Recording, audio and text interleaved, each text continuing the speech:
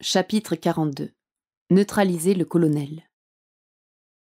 Elijah Floyd fut surpris de la vive expression de contrariété qui apparut soudainement sur le visage de la générale.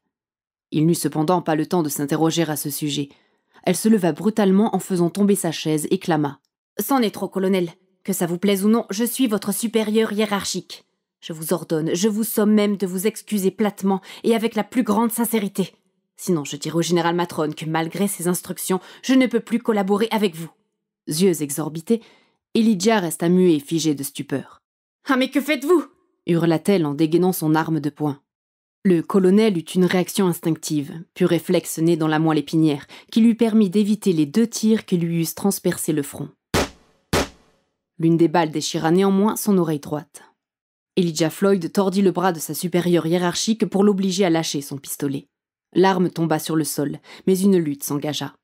Bonne pratiquante des arts martiaux, la générale ne se laissa pas maîtriser facilement.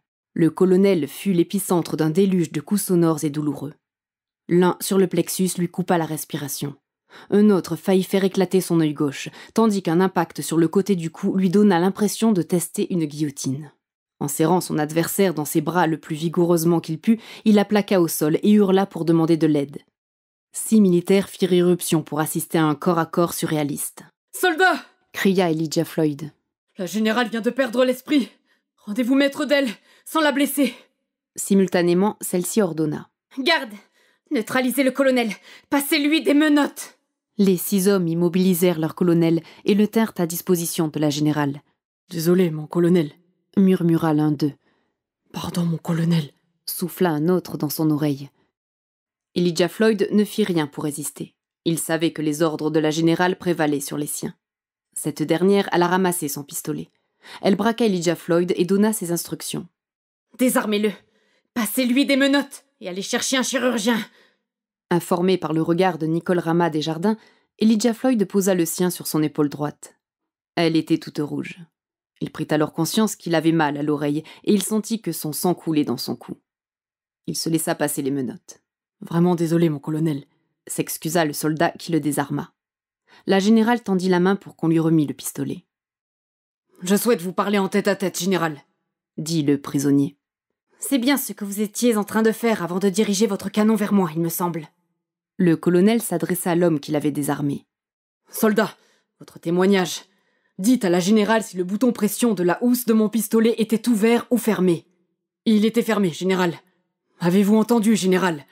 Pensez-vous qu'en subissant la sévère raclée que vous m'avez administrée, j'eusse eu la volonté et la possibilité de rengainer, puis de soigneusement refermer l'étui ? N'étais-je pas suffisamment occupé à résister à vos coups ? Me serais-je donné cette peine si j'avais l'intention de vous tuer ? En plus, constatez vous-même que le cran de sécurité n'est même pas enlevé. » Nicole Rama Desjardins parut troublée. Le médecin arriva. « Mais que s'est-il passé ?» demanda-t-il en haussant les sourcils à la vue de l'oreille ensanglantée. « Je me suis enfoncé un putain de coton-tige trop profondément, semble-t-il, » fit le colonel de mauvaise humeur. Le chirurgien remarqua que la militaire tenait le blessé en respect avec une arme et que ce dernier avait des menottes. « Mais ça alors, général » s'exclama-t-il. « Mais que se passe-t-il pour que... Je vous ai dit que c'était un coton-tige. Un putain de coton-tige qui m'a pulvérisé l'oreille, à moitié décapité, enfoncé le plexus jusque derrière le dos, désorbité l'œil gauche et aplati le pif comme une putain de limande. Laissez-moi tranquille. Je n'ai pas envie d'être soigné pour l'heure. J'ai seulement besoin de m'entretenir avec la générale en privé. » Le médecin considéra la paupière qui virait au bleu mauve, le nez rouge écarlate et le sang qui goûtait des narines. « Ce patient n'est pas en danger de mort immédiate, » dit-il. « Les soins peuvent attendre un peu. Je suivrai vos instructions, général. » Elle ordonna. « Donnez-moi les clés de ces menottes et laissez-nous tous. Je vous rappellerai, docteur. » Dès qu'ils furent de nouveau seuls, elle se mit à fouiller le sol du regard autour de l'endroit où leur vif combat s'était déroulé. Elle se baissa pour vérifier qu'il n'y avait rien sous le bureau, puis elle déplaça le lit avec son pied. « Non, il n'y a pas d'autre arme, » dit-il. « Inutile de chercher. Puis-je vous donner des explications à présent ? » « Allez-y. » « Quand vous avez appelé sur la ligne sécurisée et que le président m'a passé votre communication, nous étions en réunion. Le général Matron était présent. »« Je le sais. Je suppose que c'est suite à cette réunion qu'il m'a demandé de collaborer avec vous. Je vais vous faire écouter un enregistrement. Il s'agit du témoignage de 2 de mes hommes, auquel tous ceux qui étaient là ont assisté. Si vous permettez que je prenne mon téléphone dans ma poche intérieure... » « Allez-y. » La générale releva significativement son arme vers la poitrine d'Elijah Floyd, en observant avec attention ses moindres gestes. Mais, avec difficulté à cause des menottes, celui-ci sortit bien un téléphone qu'il manipula gauchement. L'enregistrement se fit alors entendre. Quand elle en eut entièrement pris connaissance, elle demanda « Voulez-vous m'aider à déduire que j'ai eu une hallucination ? Vous ne m'auriez pas insulté, puis vous ne m'auriez pas non plus braqué votre pistolet vers moi ? » ?»« Oui, c'est bien ce que je souhaite vous faire admettre, en effet. Vous avez été victime, vous aussi, de ce pourquoi nous étions réunis ce jour-là. Joignez le général Matron, il vous confirmera ce que j'avance. » La générale Nicole Rama-Desjardins posa son téléphone au fond de sa poche et rengaina son pistolet. « Le général Matron confirme tout. Je viens donc d'apprendre les étranges et inquiétantes causes de ces morts. Ce n'est pas moi qui décide à qui l'on révèle ceci ou bien cela. L'eussé-je voulu, je n'en eus ni peu ni prou le droit. Je sais bien, je ne vous en veux pas. Tournez-vous, je vais vous enlever les menottes. » Elle le libéra et ajouta. « C'est à moi que vous devriez les passer, si je comprends bien. J'avoue que je suis encore toute sonnée d'apprendre que ce que j'ai vu avec une certitude absolue n'était qu'un mirage. Vais-je guérir ? Vous n'êtes pas malade, je ne pense pas. En tout cas, Yves Badol et Guy Sabatini sont séquestrés sous surveillance. Il s'en est fallu de peu pour que je vous tue. Il serait juste que je rejoigne ces deux hommes en cellule psy. Ce n'est pas moi d'en décider, mais je ne crois pas que ce soit utile d'enfermer tous ceux qui perdent leur contrôle, parce que nous sommes tous susceptibles de le perdre. Je suis certain que cela peut m'advenir aussi.